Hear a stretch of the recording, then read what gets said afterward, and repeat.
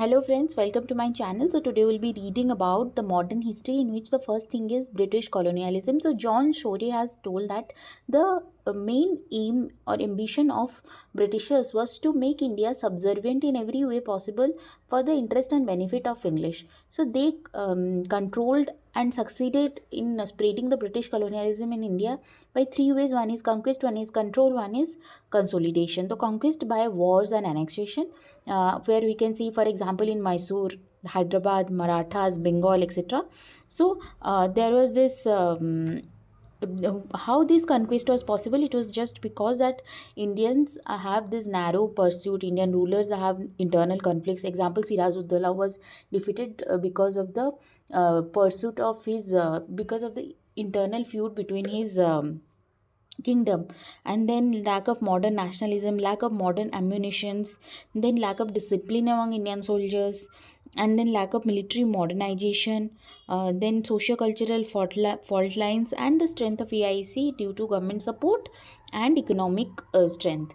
Then comes control. Control जब आता है तो इनडायरेक्ट कंट्रोल था, डायरेक्ट कंट्रोल था. इनडायरेक्ट मतलब जैसे कि डुअल रूल करते थे, निजामत और दीवानी वाली चीज़. मतलब किंग के पास बस रूल करना होता था, लेकिन उसके पास ना रेवेन्यू वाला पावर होता था, ना कोई कंट्रोल होता था. तो फिर रिंग ऑफ फेंस जो वेलेस्ली ने वारेन हास्टिंग्स ने किया था, जैसे कि रिंग ऑफ फेंस मतलब अगर कोई दो स्टेट्स के बीच में दुश्मनी, उनके बीच में एक बफर स्टेट को रख देंगे, उसको पूरा मिलिट्री सपोर्ट देंगे, जैसे कि अवध. सब्सिडरी अलायंस जो लॉर्ड वेल्सली ने किया था, जिसमें कि क्या होता है कि एक स्टेट में क्या होता था कि पूरे सारे किंग्स मतलब सारे सोल्जर्स रहेंगे ब्रिटिशर्स के, और उनको फंड किया जाएगा स्टेट के खुद के ट्रेजरी से, और ब्रिटिशर्स बस ये बोलते थे कि हम प्रोटेक्शन देंगे उस स्टेट को. तो उसके बाद हम देखते हैं कि allying states to accept permanent stationing of British troop, जो मैंने बताया, British residence in a court, and the state can not employ any European without British approval, and they force the kingdom to disband their own. To अपने troops को disband कर दो, कोई European को आप नहीं लगा सकते हो. उसके साथ साथ आप परमानेंट स्टेशनिंग ब्रिटिश ट्रूप्स का नहीं कर सकते हो, और ब्रिटिश रेसिडेंट को भी, हाँ, permanent stationing of British troops रहेगा, और ब्रिटिश रेसिडेंट भी कोर्ट में रहेंगे. फिर डायरेक्ट कंट्रोल कैसे? Direct control by doctrine of lapse. अगर आपके अडॉप्टेड सन है तो आप इनहेरिट नहीं कर पाएंगे पूरे एम्पायर को, वो ब्रिटिशर्स के पास चला जाएगा. फिर इंडस्ट्रियल का जो रिवोल्यूशन हो रहा था फिनेंशियल कॉलोनियलिज्म के वजह से, मार्केट में जो था रॉ मटेरियल का हब बन गया था इंडिया, और मतलब कि रॉ मटेरियल्स लेके फिनिश्ड प्रोडक्ट्स का हब बन गया था, और इंडिया का जो हैंडीक्राफ्ट था वो पूरा लोअर हो गया था. उसके साथ साथ हम देखते हैं कि maladministration, doctrine of maladministration by Dalhousie. फिर मतलब एक अवध जैसे स्टेट था, उसको बोलते थे वहाँ पे अच्छा एडमिनिस्ट्रेशन नहीं हो रहा, उसको छीन लेते थे. उसके बाद क्या होता था कि political control, financial gains, military advancement, इस सब के थ्रू मतलब कि ब्रिटिशर्स कंट्रोल कर रहे थे. कंसोलिडेशन मतलब कि आइडियोलॉजिकली कंसोलिडेट कर रहे थे. इंस्टीट्यूशनल कंसोलिडेशन जैसे कि पुलिस, आर्मी, सिविल सर्विसेज के थ्रू. पॉलिटिकल कंसोलिडेशन था, जैसे सारे acts, government of India act, charter act, ये सब के थ्रू. इकोनॉमिक एक्सप्लॉयटेशन था, ड्रेन ऑफ वेल्थ. सारे मतलब कि ब्रिटिशर्स के पैसे और ये सब मटेरियल्स यहीं पे बिकता था. पॉलिसीज़ जैसे socio cultural policies, separate electorate वगैरह, educational policies, divide and rule, carrot and stick policy, economic policy, ये सब ये सब भी था. उसके साथ हम देखते हैं कि एडमिनिस्ट्रेटिव कंसोलिडेशन भी हो रहा था, जैसे सिविल सर्विसेज, पुलिस, मिलिट्री वाली चीज़. तो वो एक ऐसी एडमिनिस्ट्रेटिव मशीनरी बना रहे थे, एक robust well structured administrative machinery, जो कि मतलब कि इम्पेरियलिज्म को परपिचुएट करने में हेल्प करेगा, एक्सप्लॉइट करेगा इंडियन रिसोर्सेज को. जैसे सिविल सर्विसेज को स्टील फ्रेम बोला जाता है, तो यही स्टील फ्रेम ही सस्टेन करवाया था ब्रिटिश राज को बाय मैनेजिंग देयर इंटरेस्ट. तो कॉर्नवालिस का काफ़ी ज़्यादा रोल रहा था, जैसे कि वो सिविल सर्विसेज को लाए, उसको ऑर्गेनाइज करवाए, सैलरी बढ़वाए, स्ट्रिक्टर रूल्स करवाए उन्होंने अगेंस्ट प्राइवेट ट्रेड, और फिर मतलब कि जैसे गिफ्ट्स वगैरह नहीं ले सकते. फिर फोर्ट विलियम कॉलेज कलकत्ता में वेलेस्ली ने इस्टेब्लिश करवाया. वेलेस्ली का ही तो था सब्सिडियरी अलायंस वाला रूल. फिर वो हम देखते हैं कि उन्होंने चार्टर एक्ट 1853 में क्या करवाया गया, सिविल सर्विसेज का जो रिक्रूटमेंट है वो ओपन कंपटीशन के थ्रू होगा. फिर लिटन जब आए उन्होंने स्टैट्यूटरी सिविल सर्विसेज वाला चीज़ लाया, जिसमें 1/6 of the post to be filled by Indians, Indian fill करेंगे, लेकिन वो फेल कर गई सबको अचीव करने में और एबोलिश हो गया वो चीज़। फिर एचिंसन्स कमिटी आई। फिर गवर्नमेंट ऑफ इंडिया एक्ट 1919 अगर हम देखेंगे तो वहाँ पे क्या हुआ था कि साइमल्टेनियस एग्ज़ाम हो रहा था इंडिया और इंग्लैंड में, पीएससी का इस्टेब्लिशमेंट हुआ, ली कमीशन आया जो पीएससी को इस्टेब्लिश करवाया 1924 में। गवर्नमेंट ऑफ इंडिया एक्ट 1935 में क्या था कि मतलब कि जो फेडरल पब्लिक सर्विस कमीशन और प्रोविंशियल पब्लिक सर्विस कमीशन ये आया। Why difficult for Indian to get into CSES में जाने के लिए दिक्कत क्यों हो रहा था, क्योंकि एंट्रेंस एग्जाम लंदन में होता था, इंग्लिश में होता था, ग्रीक लैटिन जैसे सब्जेक्ट्स भी वहाँ पे थे, और मैक्सिमम एज को लिटन ने क्या किया था कि 19 रिड्यूस कर दिया था। तो एक तो लैंग्वेज प्रॉब्लम था, फिर डिस्टेंस भी था, उसके साथ साथ इंग्लिश में होता था। Why complete exclusion of Indians from civil services, specially high post में इंडियंस को नहीं लेते थे, क्योंकि सारा जो पोस्ट था वो इंग्लिश में इनके लिए रिजर्व्ड होता था। उसके साथ साथ इंग्लिश में होता था एग्ज़ाम, उसके साथ साथ मतलब कि इंडियंस को इन्फीरियर समझते थे और फिर करप्ट समझते थे। फिर हाई कंपटीशन होता था यूरोपियन में, तो वो सोचते थे कि हम इंडियंस को ही क्यों दें सिविल सर्विसेज जब हमारे पास ही नहीं है। फिर task of consolidating British empire could not be left upon Indians. तो हम जैसे 6 रीजंस लिख सकते हैं। पहला तो इंडियंस इंग्लिश नहीं समझ में आती थी, लैटिन और ग्रीक जैसे एग्ज़ाम्स उसमें होते थे, लंदन में होता था, प्लस हाई कम्पिटिटिव था, तो सोचते थे इंडियंस को क्यों मतलब ओपन के कंपटीशन और बढ़ाएं। और फिर इंडियंस को करप्ट मानते थे इंग्लिश। और उसके साथ साथ इसमें क्या था कि सारे मतलब जो पोस्ट जितने थे वो सब रिजर्व्ड हो जाते थे इंग्लिश मैन के लिए। चार्टर एक्ट 1793 में रिजर्व किया गया था। उसके साथ साथ मतलब इंडियंस के ऊपर वो ब्रिटिशर्स का इंटरेस्ट परपेचुएट करने का जो ट्रस्ट है वो नहीं रख सकते थे। फिर हम पुलिस सिस्टम को अगर देखेंगे तो इसमें क्या था कि हेस्टिंग्स के थ्रू, हेस्टिंग्स 1775 में इस्टेब्लिश किए थे थानास, फौजदार थानास हेस्टिंग्स ने इस्टेब्लिश करवाया था। और कॉर्नवालिस ने रेगुलर पुलिस फोर्स इस्टेब्लिश करवाया था, मॉडर्नाइज़ किया था थाना सिस्टम को। हेस्टिंग्स ने इस्टेब्लिश करवाया था लेकिन कॉर्नवालिस ने इसको मॉडर्नाइज़ किया था विद दरोगा पोस्ट, एसपी पोस्ट एक्सेट्रा। तो इंडियन पुलिस एक्ट 1861 में आया। ब्रिटिशर्स ने लेकिन ऑल इंडिया पुलिस वाला जो चीज़ है उसको नहीं क्रिएट किया था। फिर हम देखते हैं कि आर्मी और मिलिट्री बैकबोन था, ultimate guarantee of British hold over India. ये ब्रिटिशर्स को कॉन्क्वेस्ट करने में हेल्प करता था। फिर हम देखते हैं जुडिशियल ऑर्गेनाइजेशंस जो है, वॉरेन हास्टिंग के रूल के टाइम पे दीवानी अदालत, डिस्ट्रिक्ट दीवानी अदालत आए कलेक्टर के अंदर। और फिर हिंदू लॉज जो थे वो एप्लीकेबल थे, हिंदू और मुस्लिम लॉज फॉर मुस्लिम्स। और फौजदारी अदालत आए, डिस्ट्रिक्ट फौजदारी अदालत, डिस्ट्रिक्ट दीवानी अदालत। और फिर रेगुलेटिंग एक्ट 1773 आया जिसमें कलकत्ता में सुप्रीम कोर्ट इस्टेब्लिश हुआ था। कॉर्नवालिस के अगर हम रूल देखें तो वहाँ पे फौजदारी कोर्ट जो हास्टिंग्स के टाइम पे इस्टेब्लिश हुआ था उसको हटा दिया गया और सर्किट कोर्ट्स यूरोपियन जज जिसमें रहेंगे वो इस्टेब्लिश किया गया। तो सर्किट कोर्ट में हम क्या कर सकते थे कि सिविल और क्रिमिनल केस के लिए अपील कर सकते थे। और सिविल जज और कलेक्टर को सेपरेटेड पोस्ट ऑफ सिविल जज एंड कलेक्टर। फिर कॉर्नवालिस कोड आया। कॉर्नवालिस कोड मतलब रेवेन्यू और जस्टिस वाला जो चीज़ है उसको सेपरेट करो, और उसके साथ साथ यूरोपियंस को जुरिस्डिक्शन में लाओ, और गवर्नमेंट सर्वेंट्स को सिविल कोर्ट्स में रखो। गवर्नमेंट सर्वेंट सिविल कोर्ट्स में रहेंगे, यूरोपियंस को जुरिस्डिक्शन में लाओ, और रेवेन्यू और जस्टिस एडमिनिस्ट्रेशन को सेपरेट करो। बेंटिक का रूल जब आया सब सर्किट कोर्ट भी एबलिश हो गया। और फिर क्या हुआ कि अपील जो होता था वो डेप्यूटी मैजिस्ट्रेट सबऑर्डिनेट जजेस को होता था।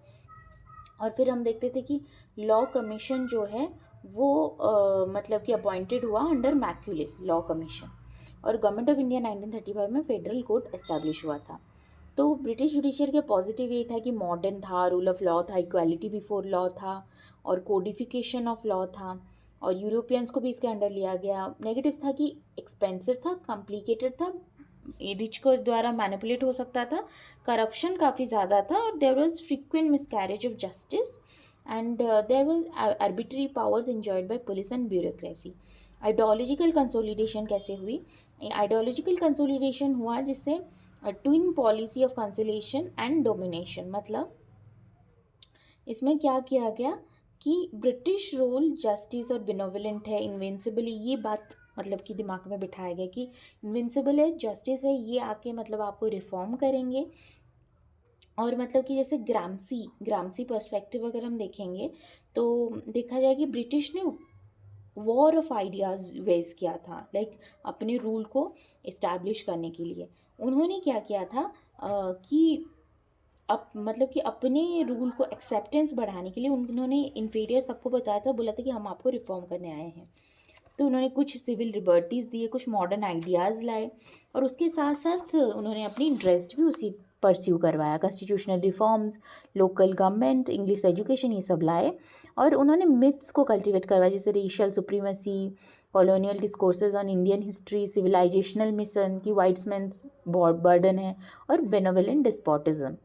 तो ब्रिटिश गवर्नमेंट जो है वो एक बिलीफ सिस्टम क्रिएट किया, एक हेजेमोनिक आइडियोलॉजी क्रिएट किया, जिसमें वो अपने प्राइमरी इंटरेस्ट को हाइड करके एक मतलब प्रिटेंस था उनका कि हम आपको मतलब कि चेंज करने आए हैं। ये फॉल्स इल्यूजन उन्होंने परपेचुएट करवाया। फिर हम देखते हैं कि वॉरेन हास्टिंग्स जो हैं वो उन्होंने डिस्ट्रिक्ट कलेक्टर का पोस्ट क्रिएट किया था for the collection of land revenue. फिर एक कॉम्पिटिटिव एग्ज़ाम जो सिविल सर्विसेज वाला वो स्टार्ट हुआ था 1853 में, 1853 में स्टार्ट हुआ था। फिर क्या हम देखते हैं कि अचिंसन कमीशन क्या था? अचिंसन कमीशन जो था वो मतलब कि ये था कि कोवेनेंट और नॉन कोवेनेंट ये इसको ड्रॉप कर दीजिए, मैक्सिमम एज 19 से 23 करिए एटलीस्ट, एंड सिविल सर्विसेज को इम्पेरियल, प्रोविंशियल, सबऑर्डिनेट इसमें क्लासीफाई कीजिए, ये चीज़ था। कॉर्नवालिस ने जमींदास को पुलिस ड्यूटी से मतलब कि रिलीव कर दिया था। पुलिस सिस्टम अगर हम देखेंगे तो दरोगाज जो मतलब कि दरोगा वाला जो सिस्टम था वो कौन लेके आए थे? वो लेके आए थे कॉर्नवालिस। हेस्टिंग्स फौजदार थानाज लेके आए थे। बेंटिंग जो है उन्होंने अबोलिश किया था ऑफिस ऑफ एसपी। और फिर हम देखते हैं कि इंडियन पुलिस एक्ट 1861 में आया था। इसने ऑल इंडिया पुलिस नहीं क्रिएट किया था, लेकिन एक uniform police ranks across the country ये क्रिएट करवाया था। फिर हम देखते हैं कि development of education during Britishers के टाइम में एजुकेशन का क्या वो हुआ। तो मॉडर्न एजुकेशन जो था वो एक इम्पॉर्टेंट एलिमेंट था ब्रिटिशर्स का जो आइडियोलॉजिकल कंसोलिडेशन और हेजेमोनिक आइडियोलॉजी के पीछे। तो उन्होंने एजुकेशन के थ्रू मतलब क्या किया, क्यों उन्होंने ऐसा किया? क्योंकि मतलब कि कौन डिफेंड करेगा ब्रिटिश राज को अगर लोग ही मतलब प्रोग्रेसिव चीज़ों को नहीं पता है उनको। तो पॉलिटिकल अलाइज क्रिएट करने के लिए, एडमिनिस्ट्रेटिव कन्वीनियंस के लिए, एजुकेटेड इंडियन तो चीप सप्लाई मतलब लोअर पोस्ट में काफ़ी चीप सप्लाई हो पाएगा लोअर फोर्स का।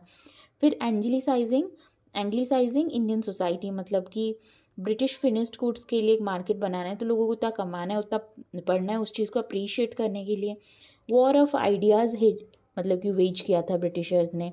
फिर क्रिश्चियन मिशनरीज का रोल था काफ़ी उनके धर्म को बढ़ाने में।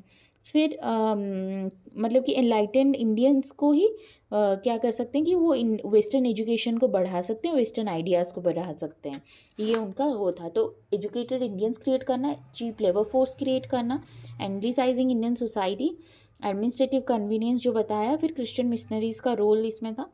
तो चार्टर एक्ट अगर मतलब कैसे कैसे ये सब चीज़ें बढ़ी हुई, तो चार्टर एक्ट 1833 अगर हम देखेंगे तो उसमें क्या हुआ कि 1 लाख एनुअली दिया जाएगा मॉडर्न साइंसेस और एजुकेशन को बढ़ावा देने के लिए। फिर देखते हैं कि मतलब कि general committee on public instruction 1823 में एक कमेटी बिठाई गई, जिसमें कि क्या बोला गया कि एंग्लिस्ट और ओरिएंटलिस्ट 2 भाग में मतलब लोग डिवाइड हो जाएंगे, जिसमें मॉडर्न एजुकेशन के स्प्रेड को एंग्लिसिस्ट और एंजलिसिस्ट सपोर्ट करते थे, जैसे कि मैकुले, और ओरिएंटलिस्ट जैसे प्रिंसेप जो सपोर्ट करते थे कि मॉडर्न के साथ ट्रेडिशनल एजुकेशन भी होना चाहिए। तो लॉर्ड मैकुले मिनट ये लॉर्ड मैकुले मिनट जो था, जो कि एक एंजेलिसिस्ट थे, वेस्टर्न एजुकेशन के फेवर में थे, उन्होंने बोला कि गवर्नमेंट का रिसोर्सेज जो है वो बस वेस्टर्न एजुकेशन के लिए खर्च होना चाहिए, ट्रेडिशनल एजुकेशन के लिए नहीं खर्च होना चाहिए, और वेस्टर्न साइंसेस बस इंग्लिश मीडियम में पढ़ाना चाहिए।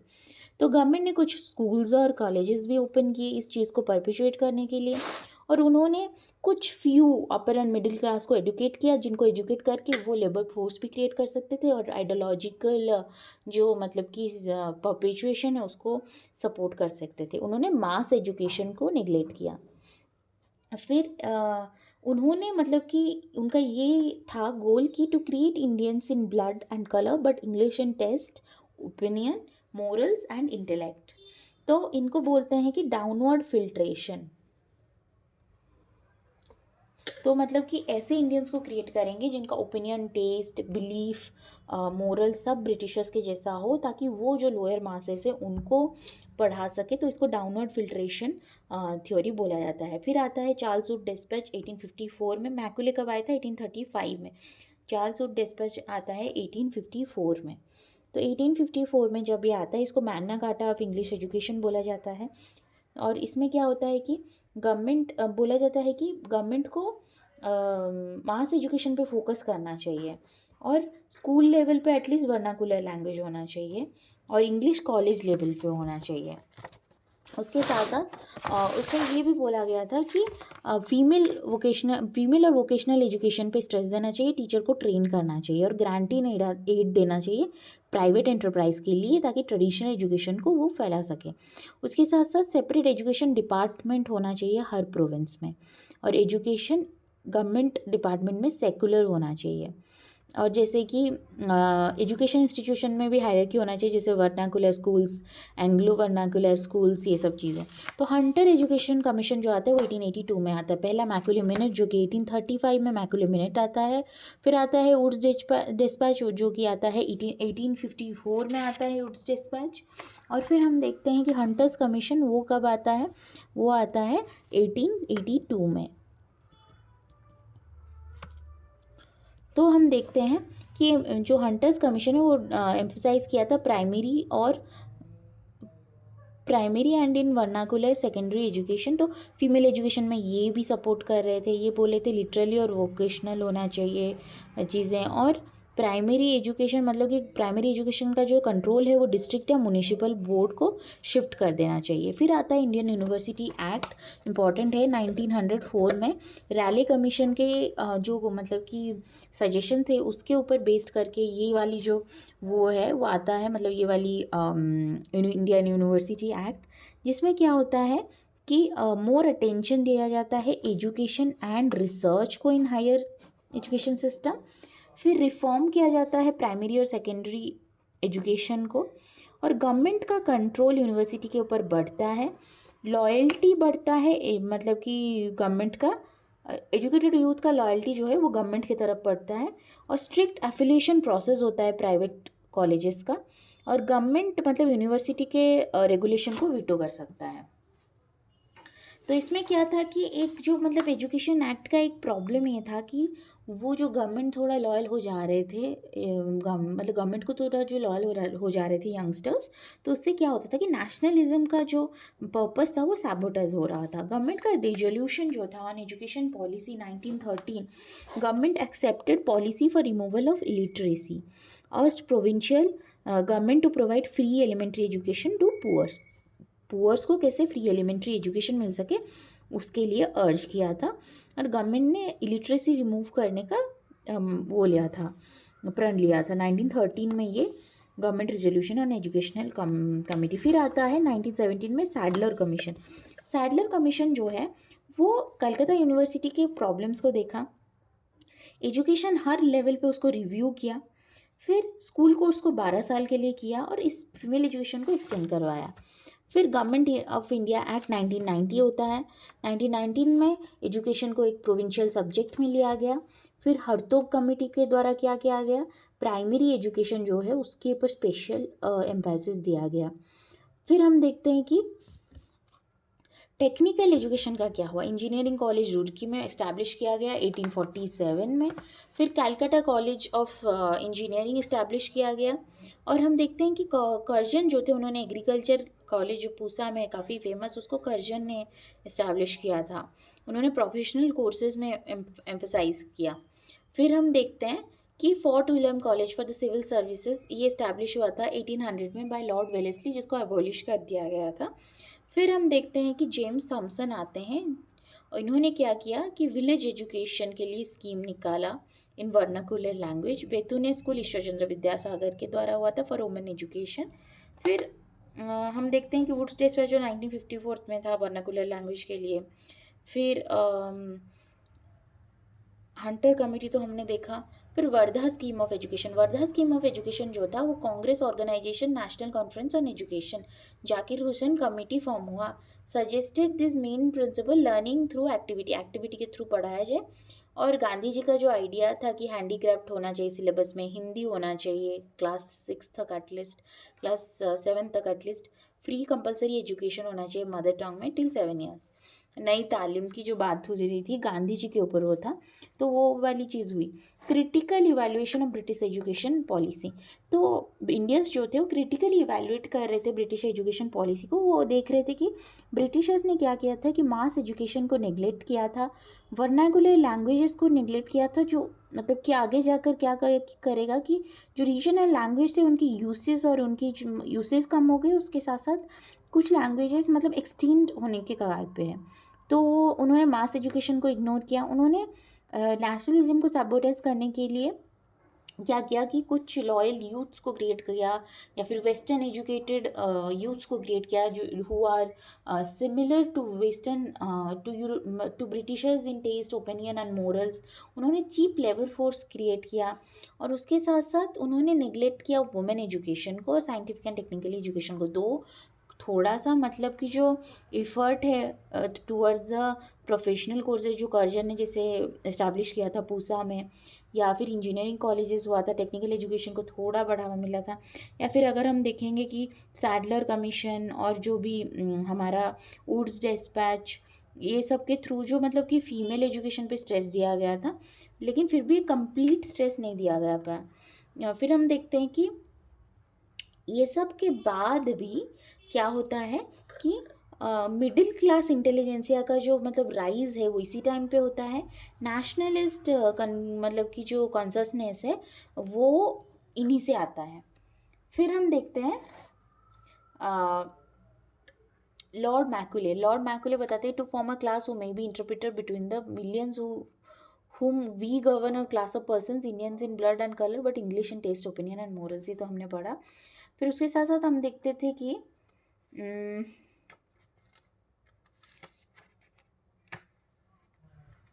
हाँ, वुड्स डिस्पैच जब निकला था 1854 में, तब university of Calcutta, Bombay and Madras establish हुआ था। वुड्स डिस्पैच जो है वो rapid westernization of education system करवाया। उसके through Punjab university, Allahabad university भी इस्टेब्लिश हुए थे। और गोखले जो है उन्होंने एडवोकेट किया था in CLA to intro compulsory primary education के लिए उन्होंने एडवोकेट किया था। और फिर सैडलर कमीशन जो है वो सेकेंडरी एजुकेशन को इम्प्रूव करने के लिए था। फिर हम देखते हैं कि press and journalism during INM। Press जो था वो इम्पॉर्टेंट इम्पॉर्टेंट टूल था for the dissemination of nationalistic ideas. तो इसमें हम देखेंगे कि प्रेस का क्या क्या रोल था पॉलिटिकल प्रोपेगेंडा को डिसेमिनेट करने में, propagation of nationalist ideology and consolidation of public opinion, जैसे Naoroji voice of India, SN Banerjee Bengali, ये सब चीज़ें हैं। तो वर्नाकुलर न्यूज़पेपर के वजह से नेशनलिस्ट कंसर्नेस आया। और हम देखते हैं कि न्यूज़पेपर जो है वो अपोजिशन की तरह एक्ट करते थे अगेंस्ट द गवर्नमेंट। BG बाल गंगाधर तिलक केसरी मराठा करते थे, केसरी उनका मराठी में था, मराठा उनका इंग्लिश में था। और फिर SN बैनर्जी का बंगाली था, नारोजी का वॉइस ऑफ इंडिया था। और हम देख सकते हैं कि गवर्नमेंट का क्या स्टेप था। गवर्नमेंट ने क्या किया, सेंसरशिप ऑफ प्रेस एक्ट जो कि 1799 में वो लेके आए। 1799 में सेंसरशिप ऑफ प्रेस एक्ट ला गए, जिसमें कि वार टाइम रिस्ट्रिक्शंस लगाए गए थे, फिर प्री सेंसरशिप भी लगाया गया था। फिर लाइसेंसिंग रेगुलेशन 1823, 1799, 1823, 1835, 1857, 1878, फिर 1908, फिर 1910। तो 1799 में पहली बार क्या हुआ कि सेंसरशिप ऑफ प्रेस एक्ट लाया गया। सेंसरशिप ऑफ प्रेस एक्ट में क्या हुआ कि ये लोग मतलब कि प्री सेंसरशिप इम्पोज कर दिए। 1823 को क्या बोला गया, लाइसेंसिंग रेगुलेशन एक्ट, जिसमें कि प्रेस का लाइसेंस लिया जाता था, जो मतलब कि सरकार के बारे में कुछ भी अलग से अलग खबर मतलब कि छापते थे। 1835 को प्रेस एक्ट या मेटकाल्फ एक्ट बोला जाता था, जिसमें क्या होता था कि लिबरल एक्ट इसको बोला जाता है, जिसमें न्यूज़पेपर्स की काफ़ी ग्रोथ हुई। इनको लिबरेटर ऑफ इंडियन प्रेस भी बोला जाता था। फिर ये एक अच्छा टाइम था। फिर 1857 में क्या हुआ, लाइसेंसिंग एक्ट आया। 1823 में एक लाइसेंसिंग रेगुलेशन एक्ट था, 1857 में एक लाइसेंसिंग एक्ट आया। मतलब लाइसेंसिंग लिमिटेशन को इंक्रीज़ कर दिया गया। Government reserved right to stop publication, और फिर ये मेटकाल्फ एक्ट को रिप्लेस किया था। और कभी भी आप कोई भी किताब, कोई भी न्यूज़पेपर छाप रहे हो, आपको एक कॉपी गवर्नमेंट को पहले देना होगा। फिर आता है 1878 में लिटन ने वर्नाकुलर प्रेस एक्ट को लाया था, जिसमें वो वर्नाकुलर प्रेस और सेडिशियस मतलब कि राइटिंग को रोकने के लिए, कंट्रोल करने के लिए एक्ट लेके आए थे। और फिर अगर मतलब कि प्रेस इक्विपमेंट को सीज़ किया जाता था, सिक्योरिटी डिपॉजिट करो, मतलब रेगुलेशंस और लाइसेंस लिया जाता था अगर कुछ गलत खबर छापा जाता था। और फिर मतलब कि वर्नाकुलर पेपर को, हाँ, तो ये सब दिक्कतें होती थी। उसके साथ साथ हम देखते हैं कि न्यूज़पेपर एक्ट 1908 में आया, जो कि एम्पावर किया the DM to confiscate press property they publish objectionable मतलब कंटेंट। इंडियन प्रेस एक्ट 1910 में क्या होता है कि deposit security to local government and deregister if it is an offending paper. फिर आता है 1938 में इंडियन प्रेस इमरजेंसी पावर्स। 1938 में जो इंडियन प्रेस इमरजेंसी पावर आया, इसमें क्या हुआ कि प्री सेंसरशिप है, प्रोविंशियल गवर्नमेंट का कंट्रोल है ओवर द न्यूज़पेपर। तो जर्नलिस्टिक कूप्स का नाम इसको बोला जाता है, जिसमें जर्नलिस्टिक मतलब कि पावर्स को सप्रेस कर दिया गया। अगर आपको याद हो तो 2024-23 these are like Indian press, एक प्रेस इंडेक्स आता है, जिसमें India ranks very low due to the diminishing press freedom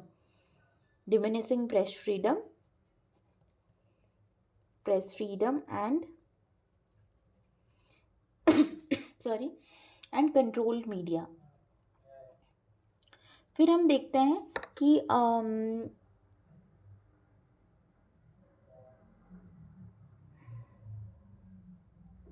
हाँ, दैट फिनिशेस आवर जर्नलिज्म वाला थिंग। तो इंडिया का रिस्पॉन्स क्या था टू कॉलोनियलिज्म? इंडिया का जो रिस्पॉन्स था to the colonialism, it was traditional and modern. Traditional में क्या होता था कि सिविल रिवॉल्ट्स होते थे, मिलिट्री रिवॉल्ट्स होते थे। मॉडर्न में रेनेसेंस हो गया, इकोनॉमिक नेशनलिज्म, पॉलिटिकल नेशनलिज्म, ये होता था। सिविल रिवॉल्ट्स मतलब इसमें प्रेजेंट हैं, ट्राइबल्स है ये। मिलिट्री रिवॉल्ट्स मतलब जैसे हमारे मंगल पांडे, ये सब हो गया। तो सिविल रिवॉल्ट्स, पीजेंट अपराइजिंग हमें पता है, ट्राइबल्स हैं। तो कोल म्यूटिनी, कॉर्न म्यूटिनी, ये सब। और मतलब कि इंडियन नेशनल मूवमेंट में क्या होता था कि सबसे जो most spectacular mass movement in world history which brought to its knees a mighty colonial empire, Bipin Chandra ने बोला था। तो INM का क्या फीचर था? It was guided by modern values and enlightened vision of leadership. ये मोनोक्रोमैटिक नहीं था, इंटरनेशनलिस्ट आउटलुक था इसका। इट वॉज टेकिंग मतलब कि it was taking inspiration from international ideology and international events। फिर कांस्टेंट मतलब कि आइडियोलॉजिकल ट्रांसफॉर्मेशन हुआ था INM का, जैसे कि लिबरलिज्म फेज था, गांधीज़म, रिवोल्यूशनरी सोशलिज्म, ये सब भी था। फिर हम देखते हैं कि वेंकैया नायडू क्या बोले थे INM में, united we stand, divided we fall, emotionally integrated India के बारे में वो बोले थे। तो ये बस इंडिया के it not only led to Indian independence from colonial rule, but a liberation of one country from dark ages and to enlightenment.